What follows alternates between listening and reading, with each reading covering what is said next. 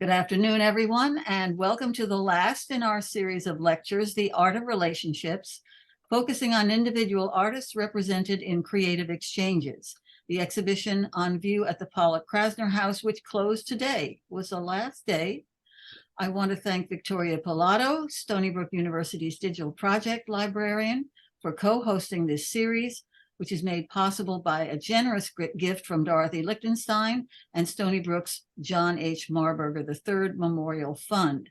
And I also want to give a big shout out to our co-curators, Jim Bauer and Teresa Davis, who did such a splendid job organizing the show and who are with us this afternoon. The exhibition comprised works by artists listed in Jackson Pollock and Lee Krasner's address books. There are 75 of them. So Jim and Teresa picked those who were especially close or influential. And Thomas Hart Benton, Pollock's teacher at the Art Students League of New York, ranks at the top of that list. His inclusion in the 1950s book shows that he and Pollock remained in touch even 20 years after Benton left the league for Kansas City. Today, Henry Adams will shed light on their strong and complicated relationship and how it shaped Pollock's artistic vision. Henry is an old friend, has spoken for us before. He is the Ruth Coulter Heed Professor of Art History at Case Western Reserve University, my alma mater, in Cleveland. He received his MA and PhD from Yale and has been a curator at the Nelson Atkins Museum of Art and the Cleveland Museum of Art. His many books, exhibitions, catalogs, and essays survey the wide range of American art, from Washington Alston and Thomas Eakins to the Wyeth family and Dale Chihuly. Among his many honors, in 2010, he received the Lifetime Achievement Award of the Cleveland Arts Prize. And Henry's biography, Thomas Hart Benton, an American Original, was published in 1989 when, in partnership with Ken Burns, he produced a documentary on Benton that was broadcast nationally on PBS. He's also the author of the 2009 book, Tom and Jack, The Intertwined Lives of Thomas Hart Benton and Jackson Pollock. Thank you so much for being with us today, Henry. I thank you all. Thank you, Helen. Thank you all for joining us. And I think I'll start right in talking about Thomas Hart Benton, Jackson Pollock, and the secrets of El Greco. And I will ask everyone to hold your questions for the end. Although if you do have questions or comments during the talk, you can put them into the chat and I will monitor that. Yeah, and I guess I'd say that if you have a question specifically about the slide, it's good to ask it while the slide is up, and larger questions we can leave to the end. Okay, so you're going to share your screen. Many of those who've been skeptical about Jackson Pollock's work and have used it as senseless paint splattering have done a double take when they've seen his drawings after El Greco in his early sketchbooks. And several things about these drawings are surprising. For one thing, they showed that far from being untrained and unable to make a representational image, Pollock had a very good grasp of representational technique and of the compositional construction of old master paintings. They also show that Pollock was not only interested in the surface aspects of El Greco's work, but probed it more deeply and explored its underlying principles. And indeed, even to those who are not well versed in techniques of composition, I think it's apparent that there's a connection of some sort between Pollock's studies after El Greco with their insistent visual rhythm and the rhythmic qualities of Pollock's famous drip paintings. In a profound way, in short, El Greco's art seems to resonate with Jackson Pollock's work, not only these early pencil drawings, but his great late abstract paintings as well, which, if you look closely, almost seem to contain figures or at least passages of figure-like drawing. Henry, we're not seeing your screen. I wonder what's wrong. You have to share it. You have to click on that green button at the bottom. Okay, let me Yeah. share. And there you are. Oh, okay. Hallelujah. Yeah. Oh my gosh. Okay. So we've got it finally. All right.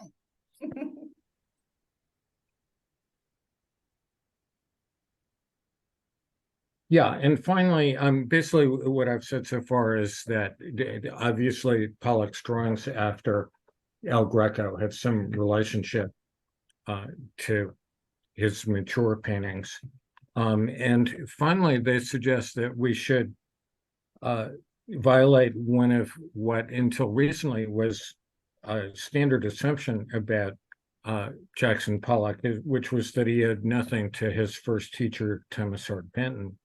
And in fact, Pollock's interest in El Greco is clearly something that he absorbed from Benton. And in fact, his drawings from El Greco closely follow Benton's procedures. Benton was Pollock's only art teacher, and because of disciplinary problems, Pollock never finished high school, but instead came east with his oldest brother, Charles, who was already studying with Benton. And as it happened, he arrived just as Benton was completing his breakthrough painting, the mural of America Today, which is now in the Metropolitan Museum, which basically provided the model for the WPA government mural program of the 1930s. Pollock helped Benton prepare the panels, mix paints, move the paintings around, and he also posed for the paintings. And in this painting of steel, it's clearly Jackson Pollock who's the foreground figure. After Benton completed the mural, Pollock enrolled in Benton's classes at the Art Students League in New York, and for the next 6 years, he lived practically as a member of the Benton family. He lived in the apartment directly below the Bentons, often took meals with them, and often spent the summer with them on Martha's Vineyard. And amusingly, arguably the first drip painting that Pollock did was the floor of the bedroom of the house that Benton and his wife Rita owned on Martha's Vineyard. This is the traditional form of Italian splatter painting. You can see it's got the colors of the Italian flag. And it's also notable that while Pollock never ended his relationship with Benton, and he remained in close touch with him up to the time of his death. Clearly looking at these El Greco drawings encourages us to rethink this relationship. Benton, of course, is best known for his regionalist paintings of the 1930s, which are often described as realism, though if you look at the form of them, it's clearly something more complex.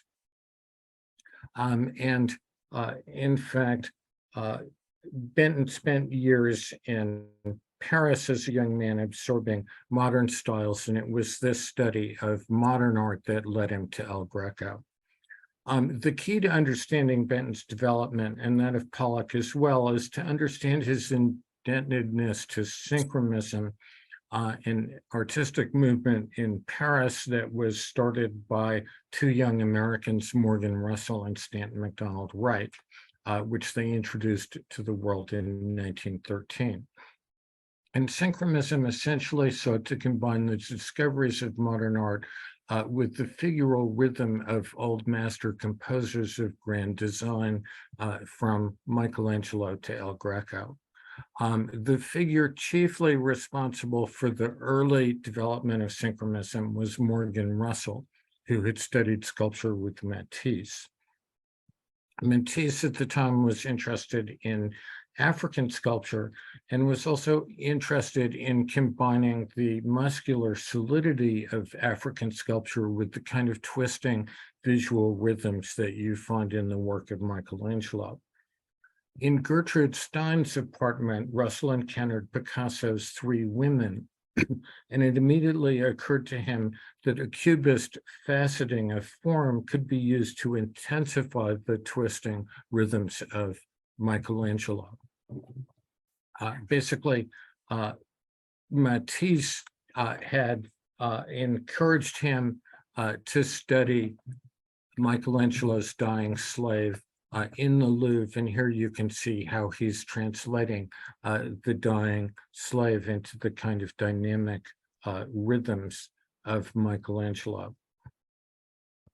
And it's sometimes difficult to discern. Basically, Morgan Russell combined this cubist interest with an interest in color theory.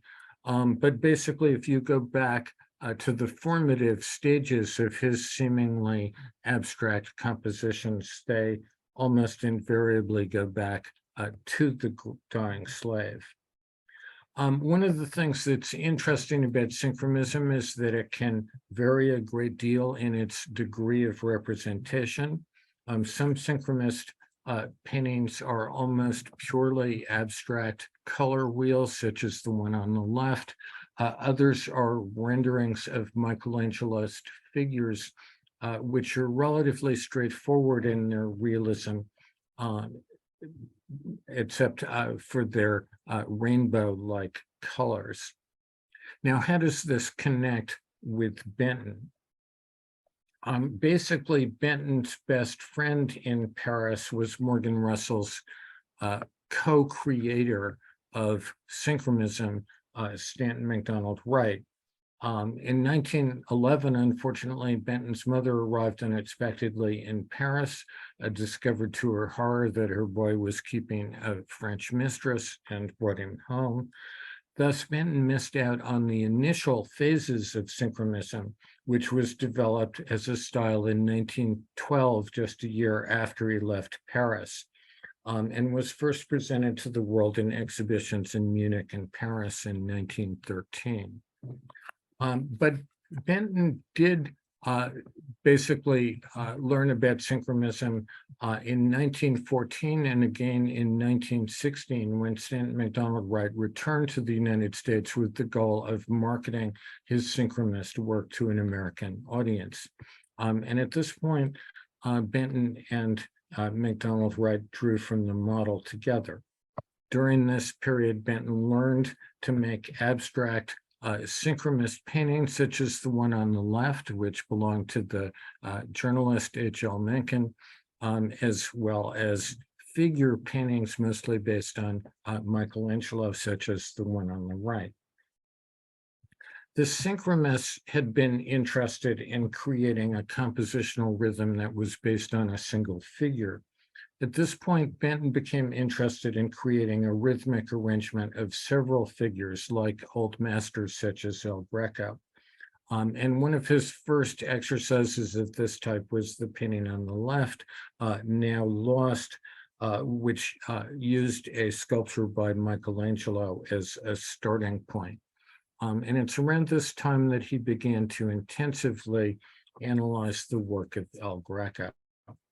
A major breakthrough for Benton was the discovery of the cubic drawings that were made by the Italian mannerist painter Luca Cambiaso. And basically, Benton realized that you could do drawings of this sort to analyze the compositions of the old masters, as you can see here in this study after the work of Rubens. And these drawings are actually surprisingly excuse me. They're surprisingly difficult to do because you can't just copy the surface of what you're seeing, but you need to conceptually analyze the forms in depth. And here is a Benton analysis after El Greco, which is an illustration for a series of 5 articles that he published in Arts Magazine in 1926 and 27.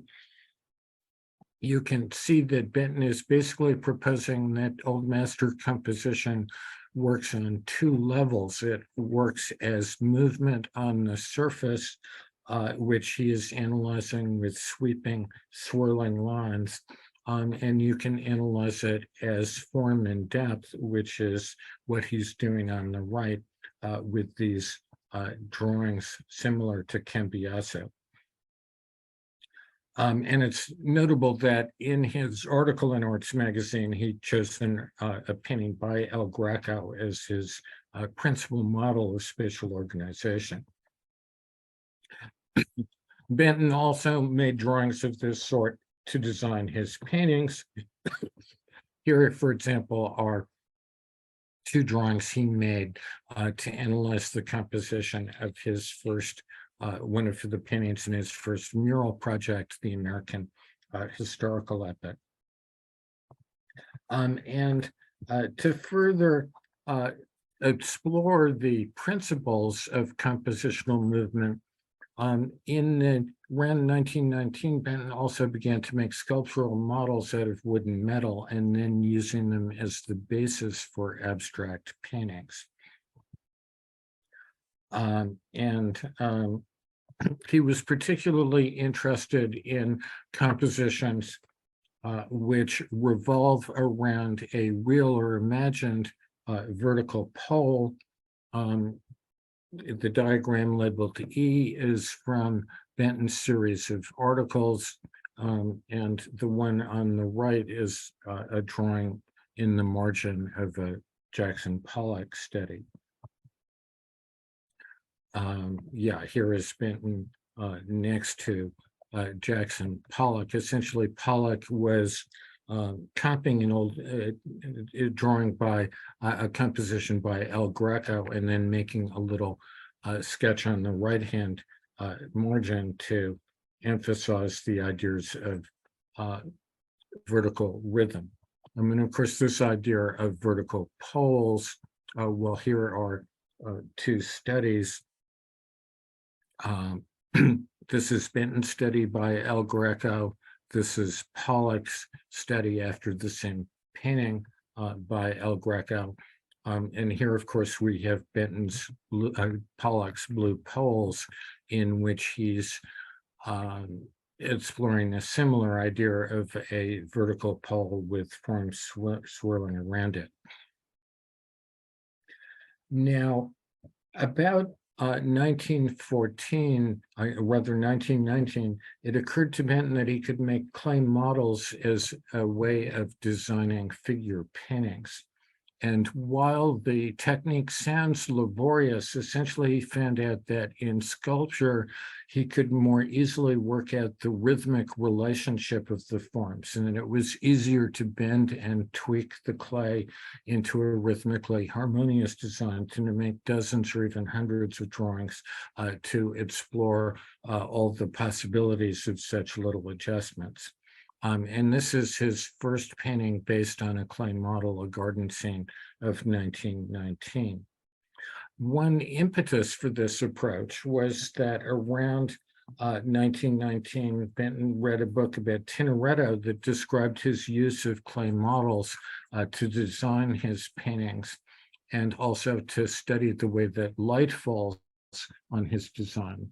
And in further readings, Benton came across the information that El Greco also used the same method of clay models. Notably, El Greco and Tintoretto worked in a time when theatrical groupings of clay and papier-mâché were popular for nativity scenes. None of the clay models of El Greco or Tintoretto can be securely identified, but we can get some sense of what they must have looked like by looking at Neapolitan nativity scenes. In the fall of 1919 and 1920, Benton devoted most of his time not to painting, but to work in sculpture, which he used as a first step for designing pictorial compositions. Initially, Benton made three-dimensional sculptures, but he soon discovered that this created difficulties, since in sketching from them, he discovered that if he moved his eye even by an inch or so, it would throw off the whole composition. As a consequence, Benton began to make sculptures in relief, using as reference Ghiberti's photographs of Ghiberti's designs for Florence Cathedral.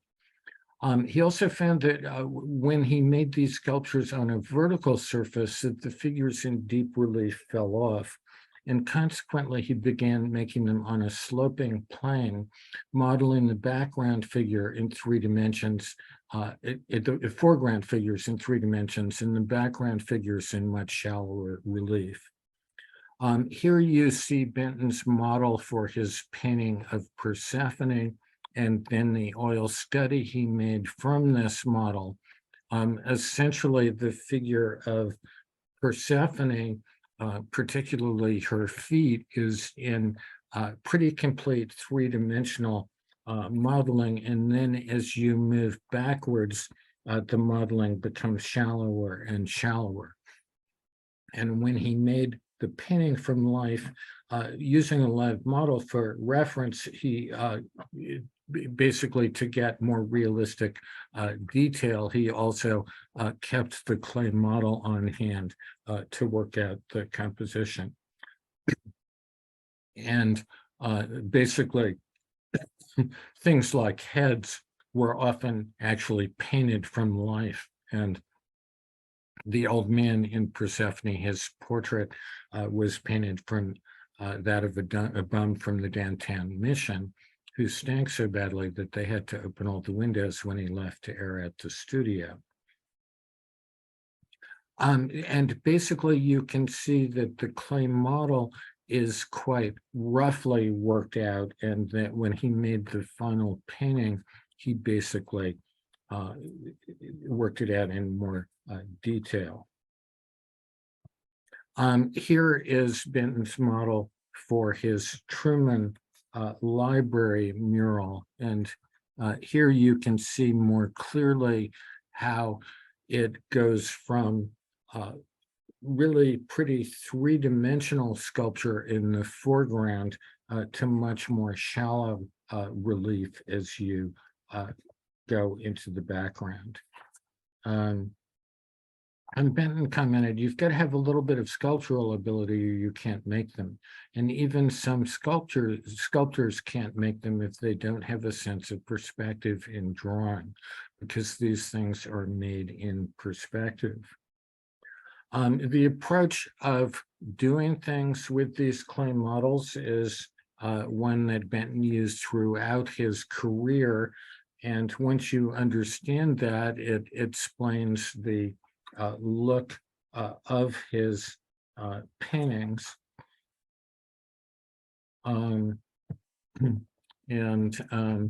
Here you can see how Benton is basically moving from single figure rhythmic designs to more and more complex figure compositions, until finally you get to the work of the 1930s, where he has these very elaborate mural compositions. Somehow things are a little out of order for what I thought they were, but let me just sort of ad lib. Basically here what you can see is that in analyzing El Greco's paintings, essentially what Pollock is doing is bringing them back to the clay model stage, so that he's getting rid of the sort of realistic detail, as it were, the extraneous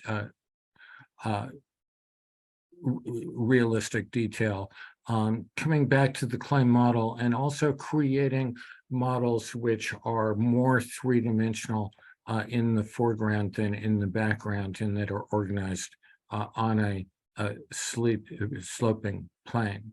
And here's a painting by El Greco, by Benton. It's clearly based on El Greco. here I'm showing this is just to show the expressiveness of El Greco. An interesting footnote is that in this period, basically, El Greco was replacing Velázquez as the most admired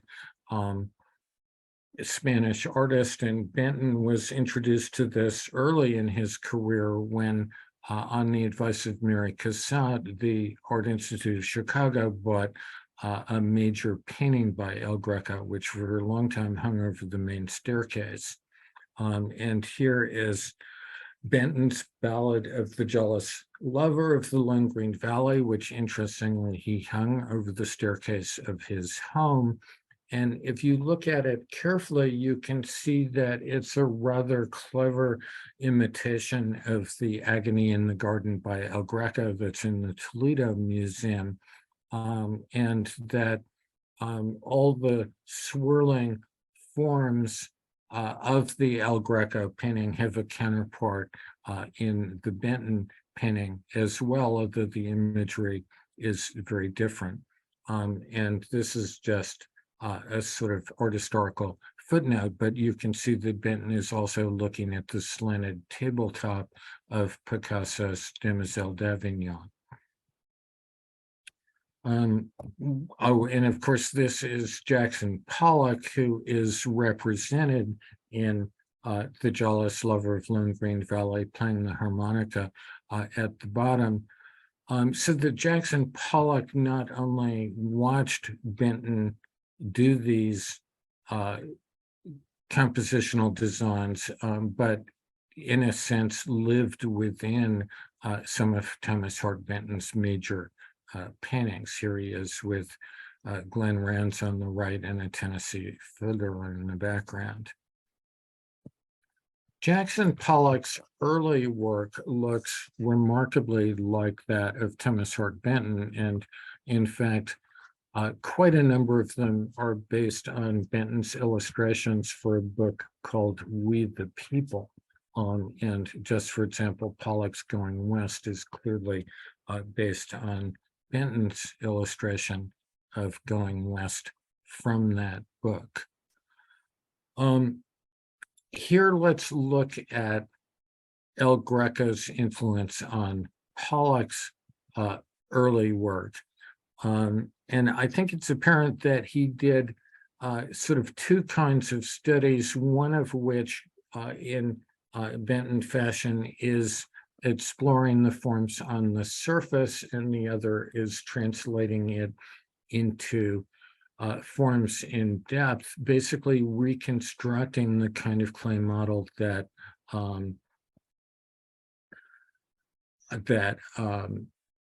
El Greco would have used. And interestingly, there are several books by about El Greco in Pollock's library.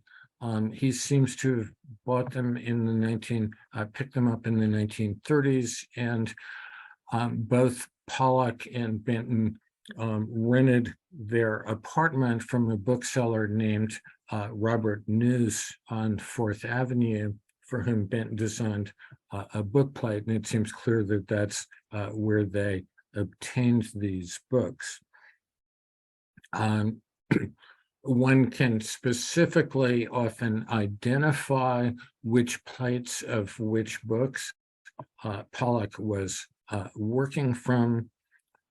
Here's the Pollock study with the diagram of vertical poles over at the lower right. Here he's doing various studies of the Agony in the Garden by El Greco, the painting that Benton used as a model for his jealous lover. And we know pretty well when Benton made these El Greco studies. Basically, in the sketchbook where they are, there's also this drawing by Pollock, which turns out to be a copy of a photograph by Albert Eisenstadt, which was on the cover of Life magazine this came out at exactly the time when Pollock was institutionalized for alcoholism, so that this is clearly a set of drawings that are made in 1938, really just at the end of his period of the period of his relationship with Thomas Hart Benton. I think what's interesting about them is that if you look at these drawings, they're often extraordinary premonitions of the kind of linear rhythms you find in Pollock's work, but also of the more complicated rhythms that are pulsing in and out of deep space. And I think what's interesting is if you turn some of these drawings over, they become rather extraordinary and mesmerizing abstract designs.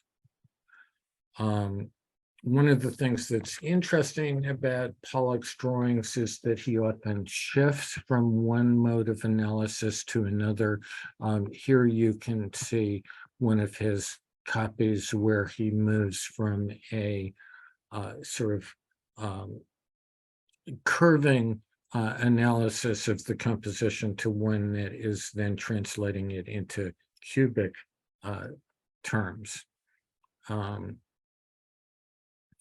And if you look at these studies, it seems to me that if you look at early Jackson Pollock abstractions, there's a clear relationship to the way he is handling the rhythmic organization of the forms.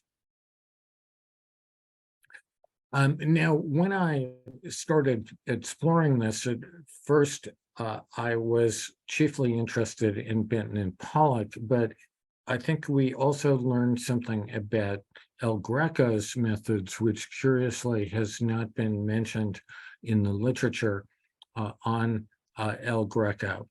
Essentially, if you look at Pollock's drawings, you get what is clearly a reconstruction of what El Greco's clay models would have looked like. And we know that El Greco made clay models from the inventory of his estate, which mentions that he had several dozen models made of clay and wax, which were hidden in a cabinet and which sadly have subsequently disappeared.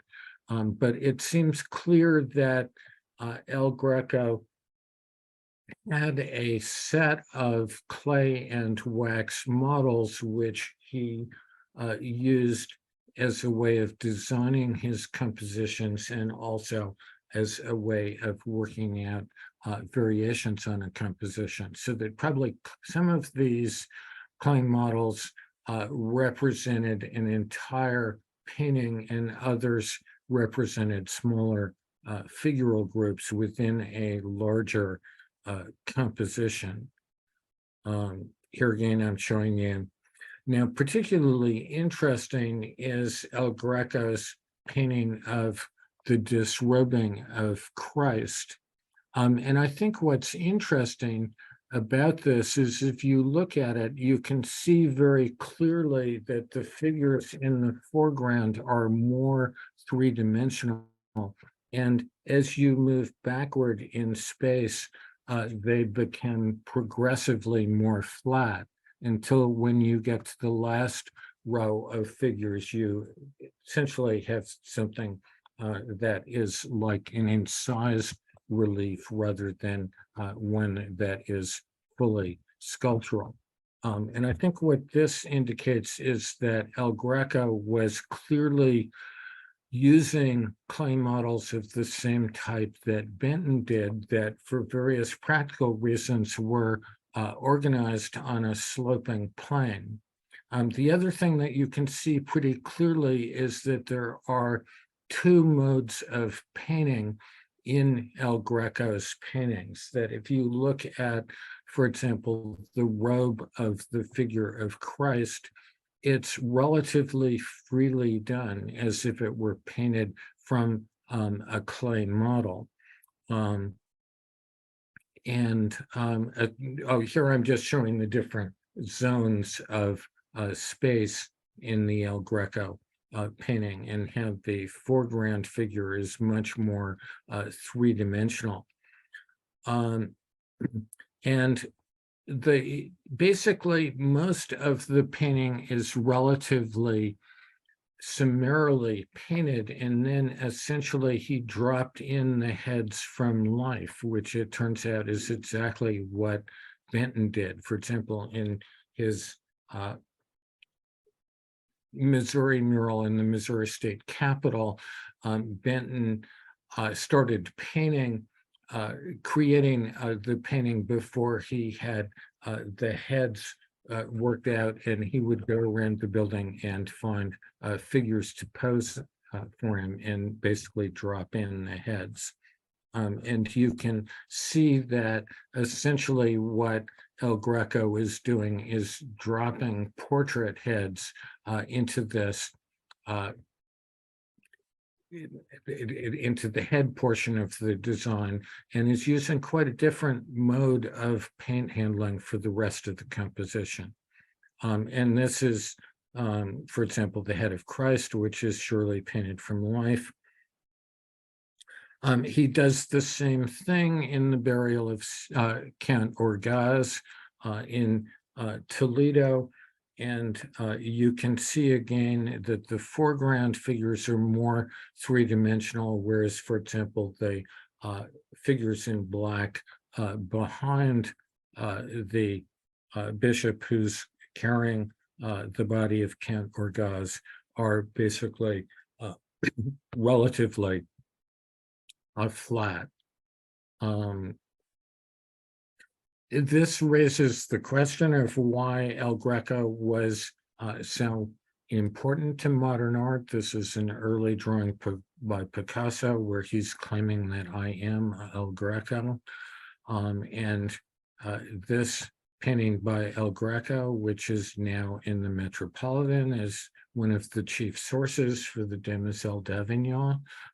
It's interesting that they're both in New York, but they've never been shown side by side. Yeah, here I'm just showing different portraits. This is the portrait of El Greco's son. It's in the burial of Count Orgaz, and you can see that it's handled quite differently from the rest of the composition. Interestingly, there are particular paintings by El Greco that look like they were entirely painted from clay models. And this is a sketch of the Visitation at Dunbarton Oaks, which looks like El Greco made it directly from the clay model. Tintoretto was clearly doing the same thing. And one of the aspects of a clay model is that it also allows you to work out the theatrical writing of a composition.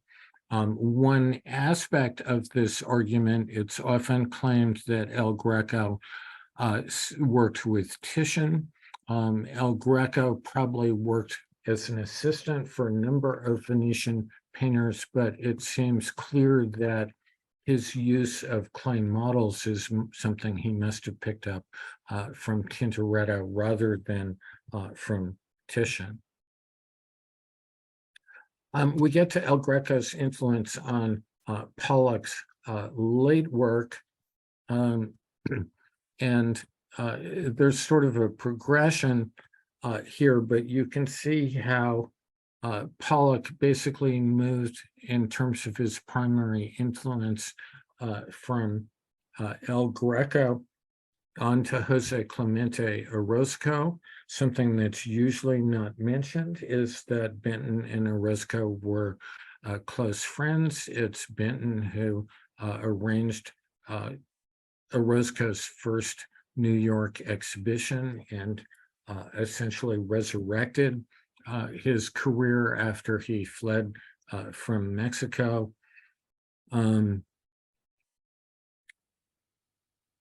I'm trying to remember where I'm going here, but this is just the emphasis on muscular movement that you find in synchronist painting is clearly something that influenced Pollock's ideas of muscular movement. And if you look at it, as I suggested at the beginning, if you look at Pollock's drip paintings, they surely have a relationship to these paintings by El Greco. And in fact, it's not too hard.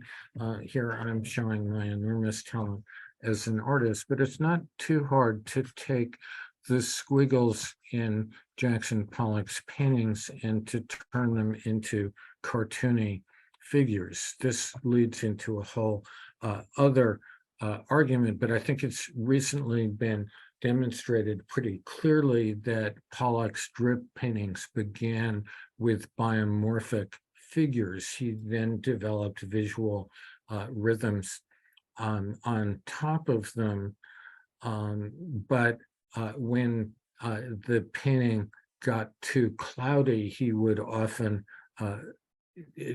sort of scrape out what he had done and go back to this kind of figural form of representation. And of course, the other interesting metaphor for Jackson Pollock's work has to do with the sculpture of Michelangelo, another major influence for Benton in the Synchronists. In many ways, you can think of Pollock's paintings as similar to Michelangelo's figures, where the figure is somehow hidden within the stone, and basically the viewer is bringing it out. Here's just a representation of Benton's diagrams of how to create an abstract composition, and there's an obvious relationship with the kind of visual rhythmic organization that Pollock employed. And there's also a use of color in Jackson Pollock's paintings, which is rather similar to the sort of thunderstorm-like quality of El Greco's paintings. Something like the storm over Toledo with its sky somehow evokes very much the feeling of a Jackson Pollock composition.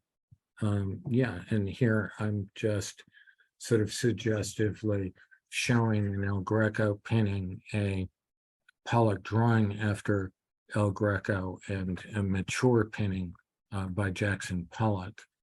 There are lots of larger implications of this. Something I guess I didn't state explicitly, but one of the interesting things about El Greco's use of clay models on a sloping plane is that basically you're creating a painting that is in a non-Euclidean space, so that you're basically dealing with a space similar to that Gauss explored in non-Euclidean mathematics, where the space is going through deformations as you move through it. And of course, the term modern art can have an extraordinary variety of sometimes contradictory meanings, but it seems to me at some unconscious level, one of the reasons we view El Greco as a modern painter is because he is using a space that is going through non-Euclidean transformations. There's a rather wonderful interview with former President Jimmy Carter, where he basically says that he thinks that El Greco was the first modern artist, and he was living 300 years before his time. And how would I say, there's a sort of naivete to that, but I think that there's a real truth to that. one other aspect of this sympathy between El Greco and Jackson Pollock is that descriptions of El Greco's behavior strongly suggest that he was bipolar, and we know that Jackson Pollock was bipolar, and I think there was a kind of emotional affinity between the two figures. So that's a lot of different ideas about Benton, Pollock, and El Greco, which could be unraveled in greater detail. But I think one of the final suggestions is that perhaps Benton, I mean, Pollock is not, he's always been viewed as someone who paints flatly and is an abstract painter. Perhaps what he actually is the last of the great painters who was modeling his work on the figural compositions of the old masters.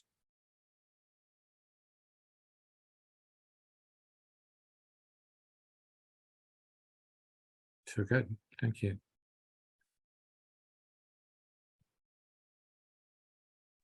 Thank you so much, Henry. I really am very impressed with the number of matches that you've been able to make among not only with Jackson and El Greco, but also Benton and El Greco and Benton and Pollock, so that there's a kind of a dialogue. Well, no, it can't be a dialogue if there are three people involved, but Yeah, a a trialogue, tripologue. a conversation among Yeah.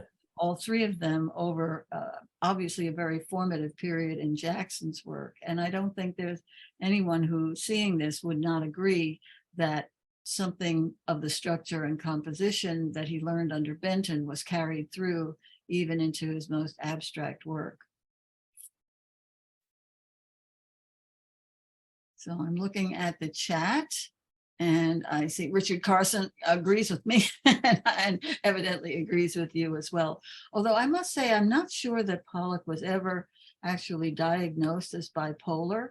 Not that, I guess in those. Well, he wasn't, I mean, this is something I've written a little bit about. Pollock was diagnosed as schizophrenic, but that's clearly completely inaccurate. And in fact, there's a whole literature about the fact that American psychiatrists were using the term schizophrenic very broadly. And Pollock's symptoms fit very precisely into the description of bipolar illness. What in those days would have been called manic depression, I suppose. Yeah. But unfortunately, he was never properly diagnosed. Well, he was never diagnosed, and of course, in that period, they couldn't do anything about it. Now we have medication, and it's still a very serious disease, but there are ways of, it's not curable, but it's treatable. And in many instances, you can be actually working on Dale Chihuly. Chihuly is bipolar.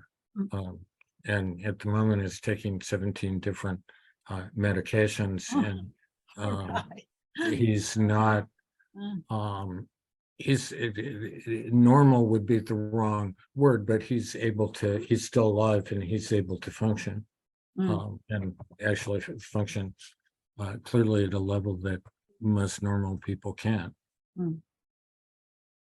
But then to what extent does it interfere with his creativity, and to what extent does the medication help him to be creative without interfering with or damping that down?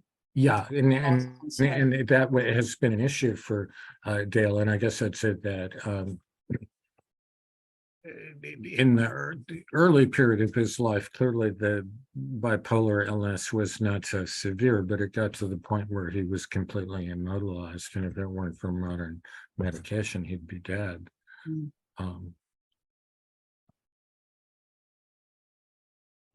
Are there any other, if anyone else has a comment or a question, please unmute yourself.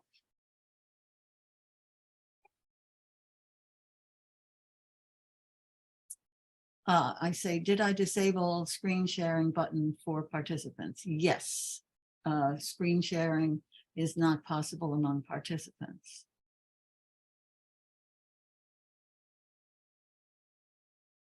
Okay.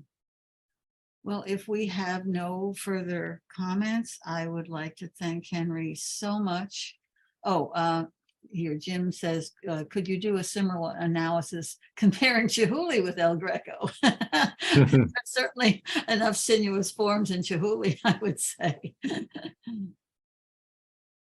But Henry, I know there are interesting issues, and certainly the fluidity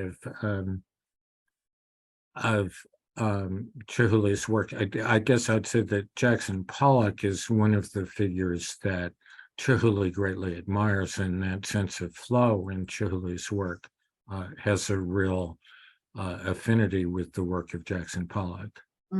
Well, I think one of the points that you made is very important, that you say Pollock was perhaps one of the last of his generation or of the succeeding generations to really gain a significant amount of creative impetus from the old masters. Although I suppose people who are working in representational modes would still be looking to the old masters, but they wouldn't be considered mainstream. Yeah, and I think that this interest in the rhythmic compositional principles of the old masters is something that painters have largely lost today, though of course there's there are a lot of artists out there, so there are a lot of people doing different things. Oh, Ellen has her hand up, so please go ahead. Yeah, I'd like to have some more information on that floor in the Thomas Hart Benton studio. How long has that been known to people, and is are you That sort of insider that's sort of insider information, and I got Yeah. to know about that from Jesse Benton, who just died. Mhm. The floor has been covered up at this point, but they did cut out that one piece of it. And this is a little how would I say, it's not very securely documented, but it's known that it was 1934 that basically what had formerly been a chicken coop, Benton remodeled it to be a bedroom in a house, and that's the summer when Pollock was on Martha's Vineyard. So it seems as though well, it's a little circumstantial. The circumstantial evidence is that Pollock would have been around when that floor was painted. And are you suggesting that those drips are from Pollock, or those drips are from? Here you need to be a Jackson Pollock connoisseur. But I think the two likely candidates are Rita Benton or Jackson Pollock doing it, or probably doing it together. Okay. And we know that they did ceramics together. Right. Well, there's also a tradition of spatter painting on floors and in New England. And in fact, the director of Guildhall in East Hampton, in her was a converted water tower and attached cottage. She had a painted floor like that was done, I believe, in the 1920s. So it's not unheard of to have that kind of. Yeah, I think it's a widespread decorative tradition, and how would I say? I'm not trying to reduce Jackson Pollock's mature paintings to floor spattering, but well, that's exactly what we have in the studio. So yeah, but I mean, well, and I think that Jackson far-fetched. Pollock's studio is fascinating that way, and I mean, how would I say? You've got where he went over the edge of these amazing paintings, and you know, if the paintings are worth so many $1,000 per square foot, what is the floor worth, or is it just spatters? I guess it's worth. I guess it's worth work of art. It's worth $500,000, which you just got for the NFTs. The NFTs, Yeah. right? And I have to say the floor spatterings are kind of fascinating because there's a good deal of artistry to the way he blends the colors. Well, and you can also see that the gestures are very similar to gestures in paintings, and obviously the edges of certain paintings are pretty obvious. So there's a kind of correlation there, although we never have claimed that the floor is a work of art. It is random, but it's still fascinating. Well, and I guess here we have one of the issues that I think is interesting about works of art, but in the more far out things that the Beatles did, there's a kind of transition between almost random noise and music. Mhm. And what's exciting about it is the way they make the transition, as it were, from chaos to order and back again. And it seems to me in Jackson Pollock's work, you have that going on. In painting, there are other painters who do that also. And we're unconscious of it, but I do think that Jackson Pollock's drip paintings are a lot more interesting than most of the fake Jackson Pollocks that are people have found in their closet. And that's because there's a much more complicated system of rhythmic organization. And With perhaps, Benton as a kind of avatar of that, and yeah, yeah, it was so ungenerous of Pollock to be so dismissive of Benton's influence, because yeah. it's clearly there and clearly very, very strong. Well, and this becomes another subject, but Benton has always been presented as kind of a Yahoo, but he wrote a best-selling book. He did a record for Decca. He invented a new form of musical notation for the harmonica. He's well, and he was, involved in the civil rights movement and the conservation movement. He's actually one of the more cultured American artistic figures. Though, how would I say? I would not deny that he had hillbilly aspects, but Well, I would certainly urge people to read An American in Art and An Artist in America, his two memoirs, very yeah, well written, very entertaining, yeah, and very cogent. You may not yeah, agree with his politics or his aesthetic, but it's definitely a very well presented argument. yeah. Well, I thank you again, Henry. This has really been wonderful, and a wonderful way to wrap up what has been a very exciting exhibition. People have really enjoyed it, and the website will still be live, creativeexchanges.org. I urge you to take a look at it. We have a catalog that's available. And also, I want to thank Jim and Teresa for doing such a marvelous job of pulling it together. Now we're going to take a break for a couple of weeks, and on August 13th and August 20th and August 27th, we will have talks on Lee Krasner. Ellen will be one of our speakers, and also we'll have Robert Hobbs and Gail Levin, because our next exhibition, which opens on August 3rd, is Lee Krasner, Portrait in Green, and that will be up through the end of October. So I hope that you'll all be able to see that and be able to join us for our first talk on August 13th. And we'll see you all then, I hope. Thank you again, and good evening. Bye-bye. Okay, well, thank you, Helen, and thank all of you.